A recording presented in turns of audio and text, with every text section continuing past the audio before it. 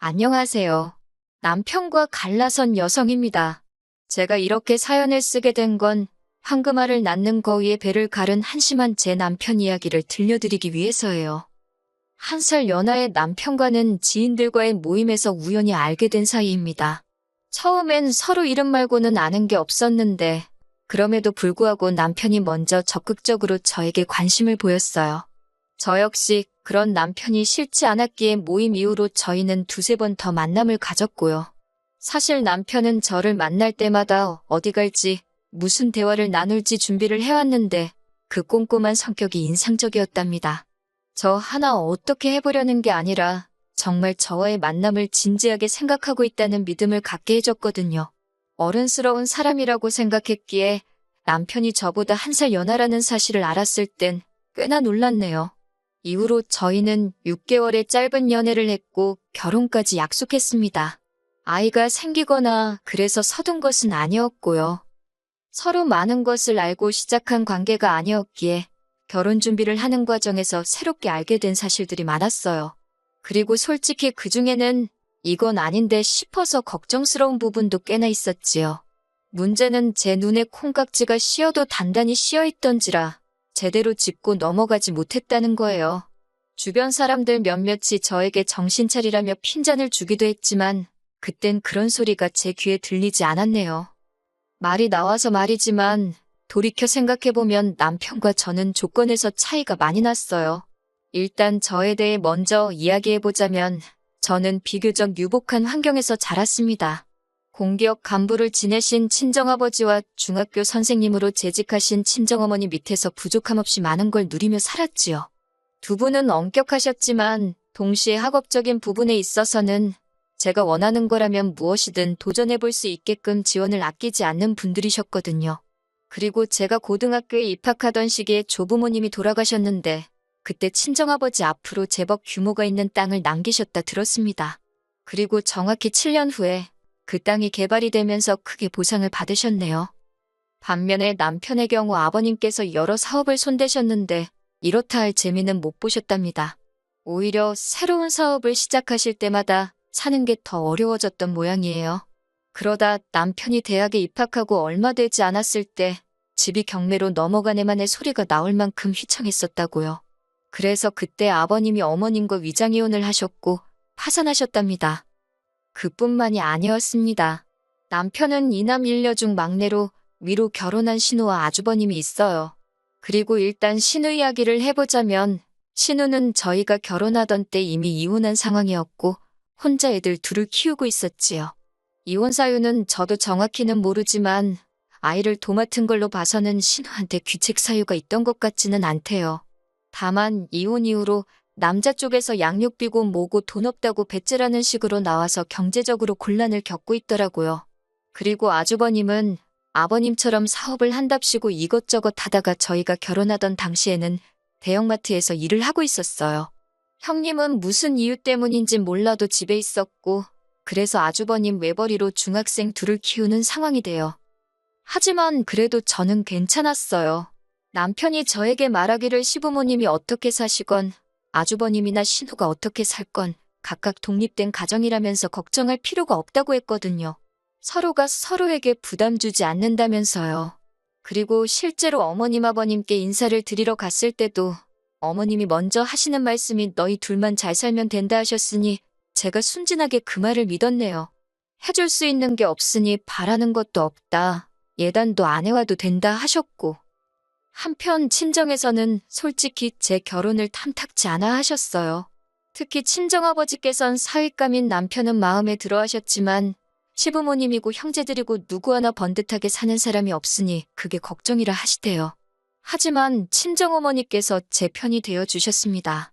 사실 저희 친정부모님이 결혼하실 때도 친정어머니 쪽, 그러니까 외가 형편이 안 좋아서 조부모님이 많이 반대를 하셨다고 그래요. 그래서 조부모님 돌아가실 때까지 친정어머니랑 사이가 썩 좋지는 않았거든요. 당신 어려웠을 때가 생각이 난다면서 친정아버지더러 어차피 결혼시킬 거면 반대하지 마라.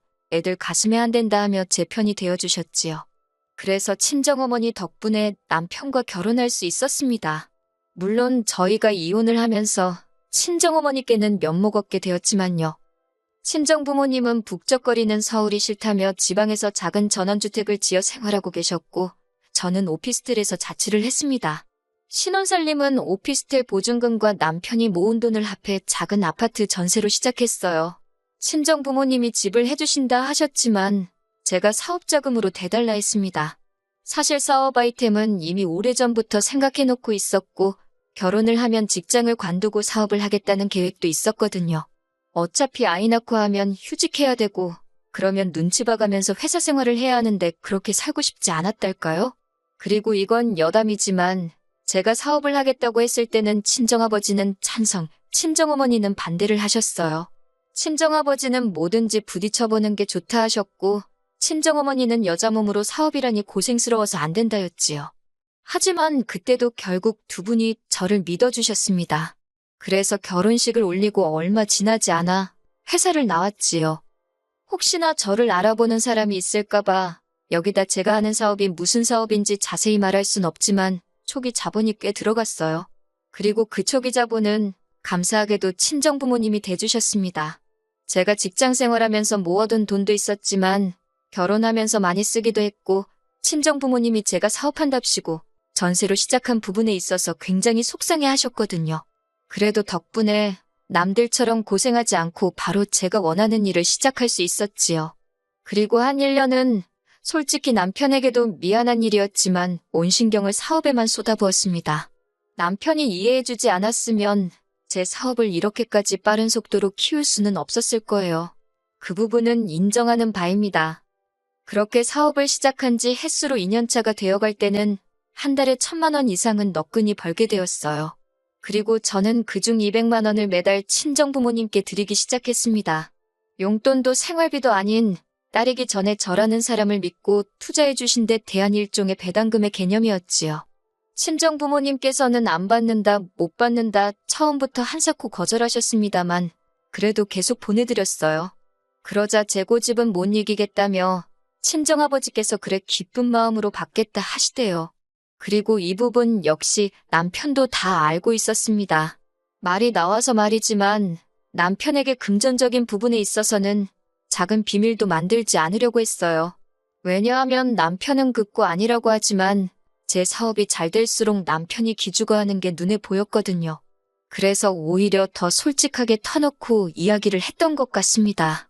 별것도 아닌데 숨기다가 괜히 나중에 자기를 무시했네 어쩌네 그런 식으로 나오진 않을까. 외찌질한 남자들은 와이프가 자기보다 잘 나가면 배 아파서 심술을 부린다잖아요. 제 남편이 그럴 사람은 아니라고 생각했지만 그래도 혹시나 하는 마음에 오히려 더 오픈하고 지냈던 것 같아요. 그리고 그게 화근이었던 모양입니다.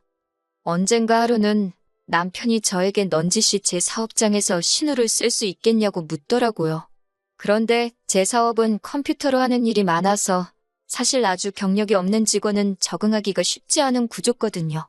그래서 남편에게 그건 좀 어려울 것 같다 하니 꼭 사무직이 아니어도 좋다고 뭐가 좀 없겠냐고 그래요. 하지만 아무리 머리를 쥐어짜내도 줄만한 자리가 없었고 그리고 솔직히 한 사무실에서 신우랑 일하는 게 편할 리가 없잖아요.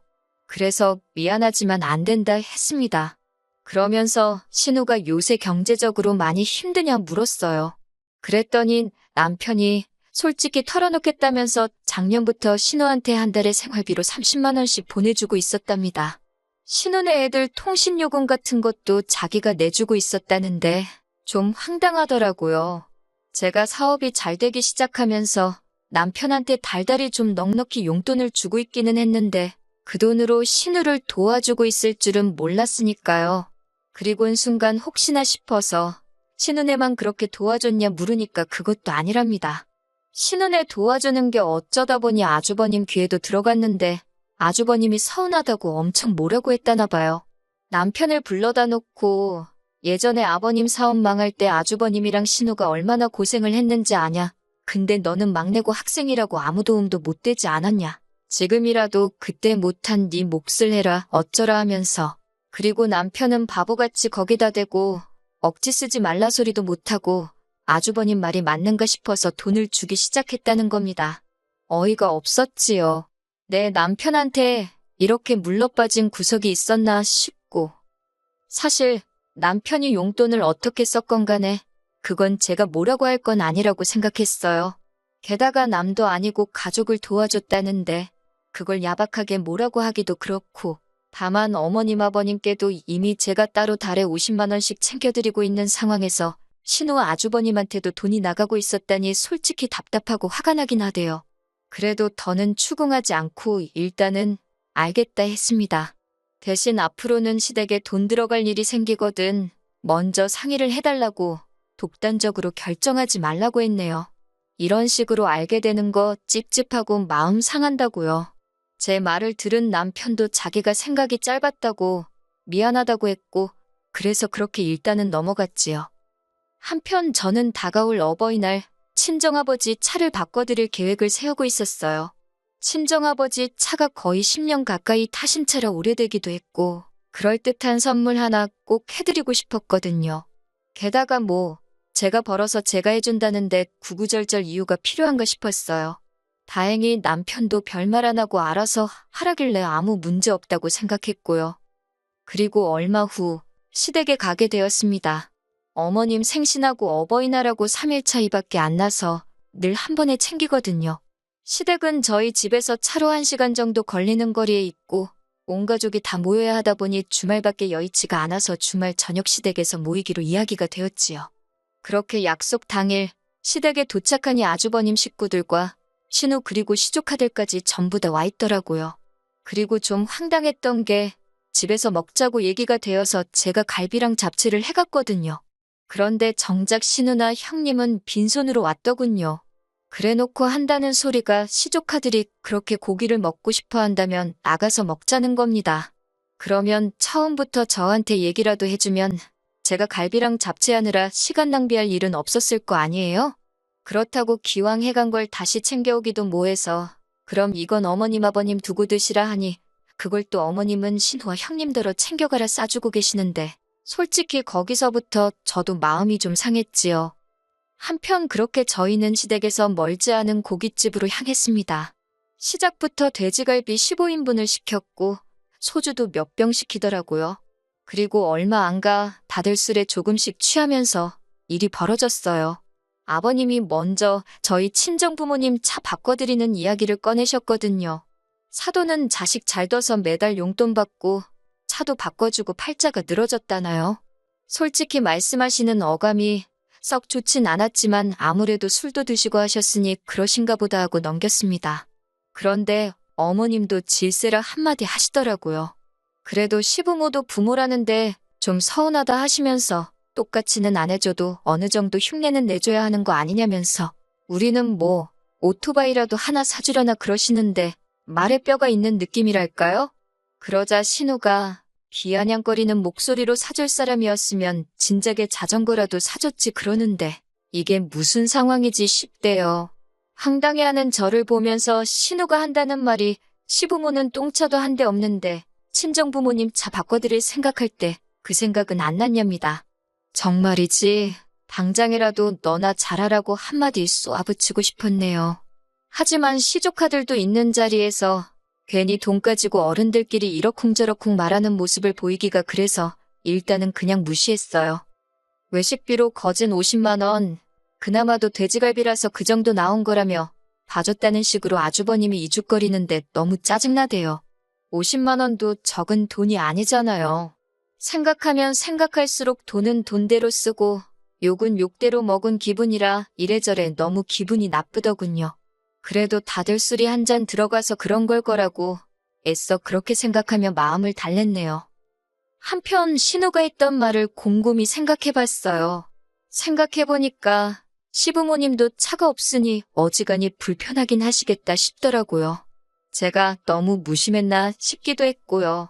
남편도 해드리고 싶은 마음은 굴뚝 같았겠지만 자기도 절 볼낯이 없으니 말을 못 꺼냈나 싶기도 했고 그래서 제가 먼저 신우와 아주버님한테 만나자 했습니다. 말 나온 김에 시부모님 차 한 대 뽑아드리자고요.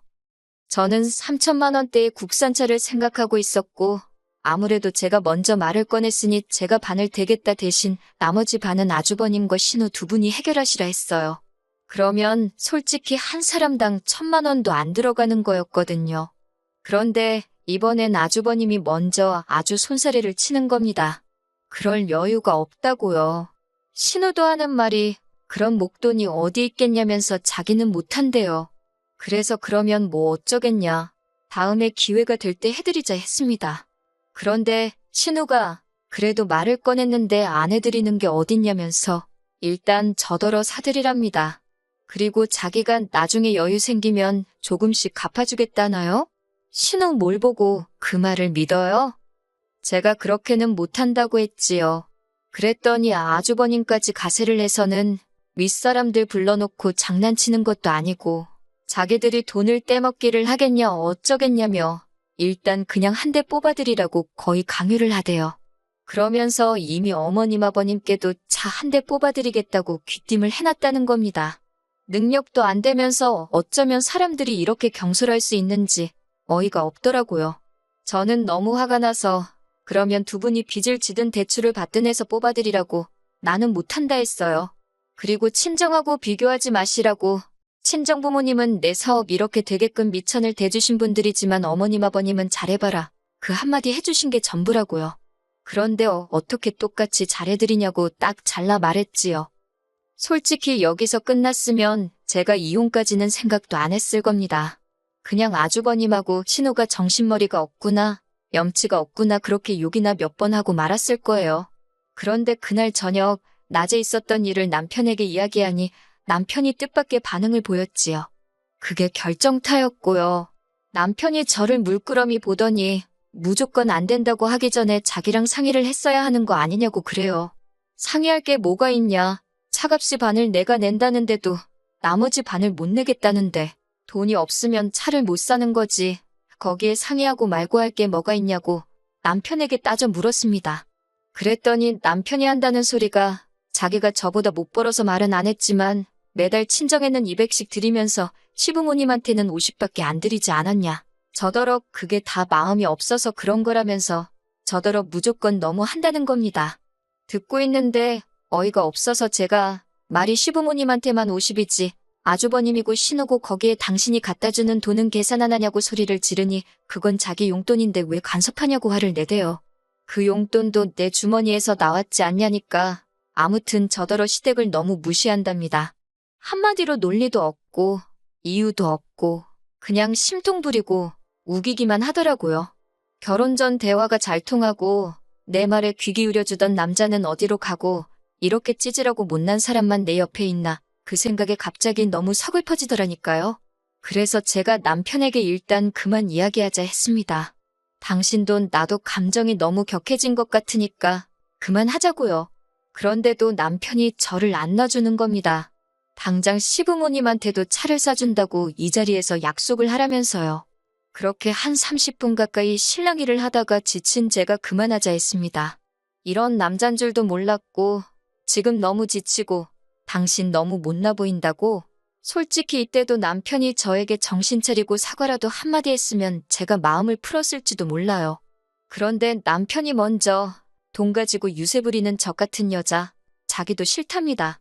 그러면서 자기가 위자료로 차 한 대 값은 꼭 받아낼 거라는데 어이가 없어서 웃음이 다 나더라고요. 혼인신고도 안 되어 있는데 무슨 위자료냐고 물으니 그래도 사실혼 관계가 어쩌고 그래서 당신이 이 가정을 위해 기여한 게 있긴 하냐고 당신 몇 푼이나 버냐고 생각해보면 이때는 저도 지칠 대로 지쳐서 에라 모르겠단 심정으로 남편이 상처를 받든 말든 신경 안 쓰고 막말을 퍼부었네요. 그랬더니 남편이 절 가만두지 않겠답니다. 그러면서 제 머리채를 잡으려고 하는데 놀라서 신발장 위에 차키만 들고 냅다 도망쳐 나왔지요. 그 길로 차를 끌고 친정으로 향했습니다. 차로 2시간 거리도 넘었는데 가는 내내 핸드폰이 없으니 전화도 못하고 꼭 뒤에서 남편이 쫓아오는 것 같고 온몸이 두려움으로 부들거렸고 식은땀이 절로 나대요. 그리고 겨우 간신히 친정에 도착했어요.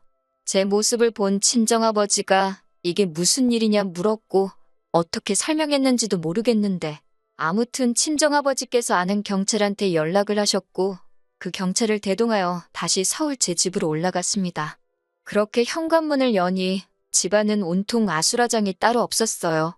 남편이 지 승질에 못 이겼는지 TV고 뭐고 다 때려부셔놨더라고요. 소름이 쫙 끼쳤습니다. 이런 남잔 줄 모르고 3년 가까운 시간을 살을 부대끼며 살았다는 게, 남편은 저희 친정아버지와 함께 간 경찰을 보더니 자기가 넘어져서 이렇게 된 거라며 말도 안 되는 변명을 하대요. 하지만 그런 변명이 통할 리 없었지요. 아버지 지인인 경찰의 도움으로 남편이 일단 경찰서로 가게 되었고, 저는 그 틈에 제 짐을 다 챙겨서 친정아버지와 친정으로 내려갔습니다. 그리고 이후의 일은 변호사를 선임했지요. 기물파손과 협박 그 외에도 여러 가지 죄명으로 남편을 고소했거든요. 그제서야 남편은 자기가 잠깐 정신이 나갔었나 보다며 그동안 우리 같이 산 시간을 생각해서라도 이번 한 번만 용서해달라고 빌더군요. 합의만 해주면 제 근처에 얼씬도 하지 않겠다면서 말이에요. 남편뿐만 아니라 시부모님은 물론이고 신우랑 아주버님 내외까지 다들 돌아가면서 전화를 해댔고 문자를 보내는데 확인 안 하고 무시하는 것도 환장할 노릇이대요. 그래서 결국 핸드폰 번호는 바꿨고 남편에게는 합의도 상처도 없다 했습니다. 법대로 하자고요. 솔직히 상황이 이 지경이 되니 마음이 후련하기만 한 것은 아닙니다. 합의 안 해줘가지고 괜히 해코지를 당하진 않을지 그것도 그것대로 무서워요. 하지만 매번 남편에게 맞춰주고 배려해줬더니 사람이 가만히 있으면 가만히로 본다더니 딱 그 모양이잖아요? 더는 남편 뜻대로 단 한 개도 안 해줄 생각입니다.